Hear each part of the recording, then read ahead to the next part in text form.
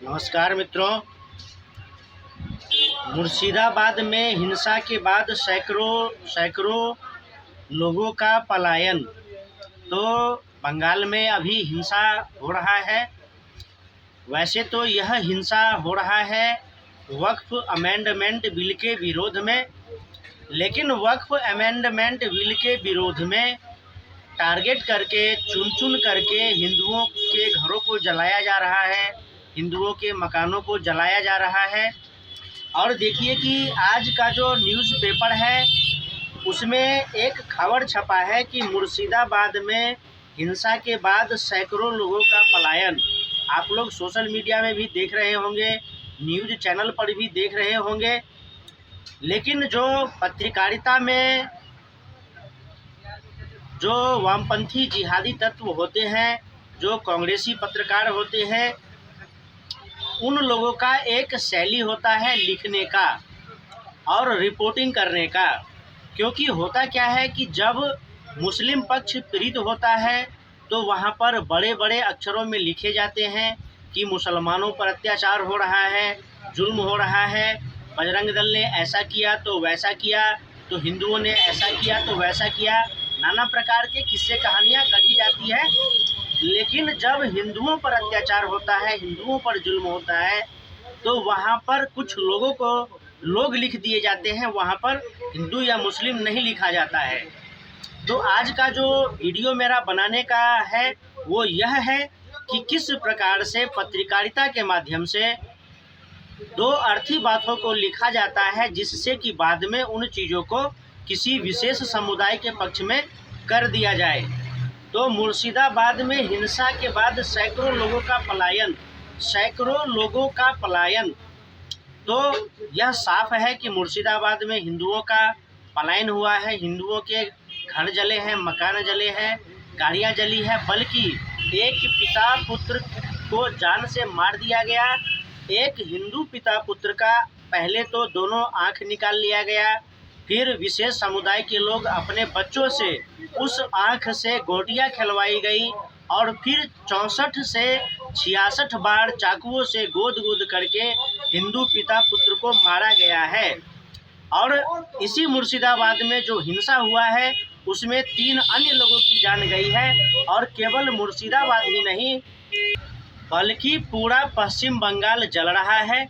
पश्चिम बंगाल का एक भी ऐसा शहर, बाजार, गांव, देहात नहीं है जहां पर दंगा नहीं हो रहा है। और यह केवल ममता बनर्जी की तानाशाही और तुष्टीकरण की राजनीति के कारण हो रहा है। पश्चिम बंगाल का इतिहास है, अगर हम विस्तार से बात करें तो विस्तार से बात करेंगे, इसके लिए अलग से एक वीडियो बनाएंगे। लेकिन अभी हम संक्षिप्त में बता देते हैं कि पश्चिम बंगाल जो इस्लामी आक्रमणकारियों का आक्रमण झेला है, अंग्रेज़ों का, ईसाई आक्रमणकारियों का आक्रमण झेला है, विभाजन का दंश झेला है, और इन सब घटनाक्रम में करोड़ों हिंदुओं की जान गई है पश्चिम बंगाल में। अगर 11वीं शताब्दी से बंगाल का इतिहास देखते हैं तो, और आज भी बंगाल जल रहा है। कभी नक्सलवाद की चपेट में आकर के जल रहा है, तो कभी ममता बनर्जी जैसे तानाशाह नेताओं के कारण जल रहा है। तो यह जो लिख दिया जाता है, अब इस मुद्दे पर आते हैं।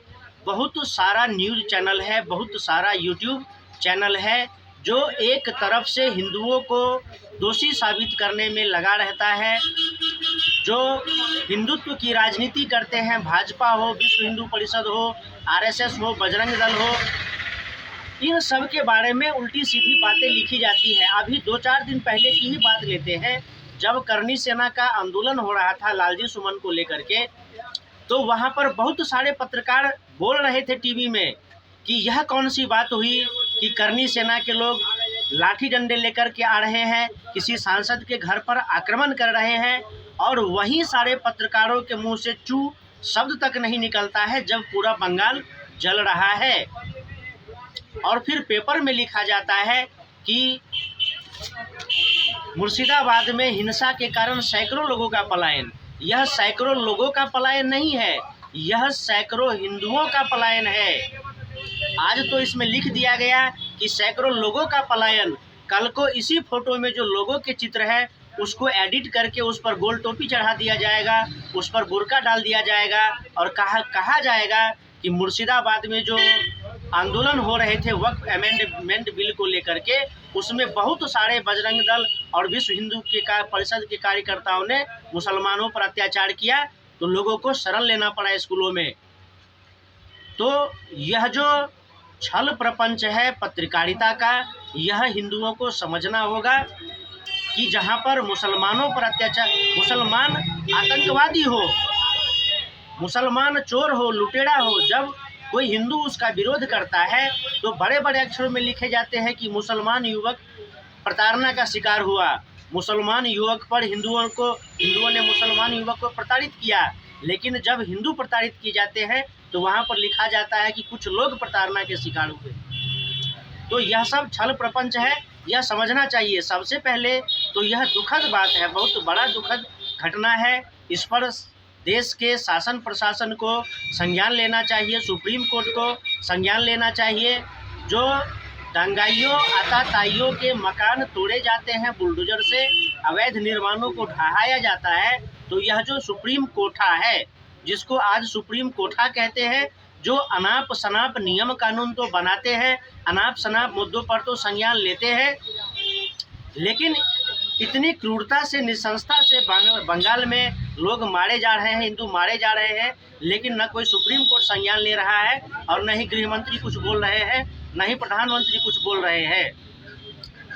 तो ऐसे में तो यह सही है कि जब रामजी लाल के कारण ही सही, जब एक क्षत्रिय आंदोलन जागा है देश में, तो उसमें सभी हिंदुओं को साथ होना चाहिए।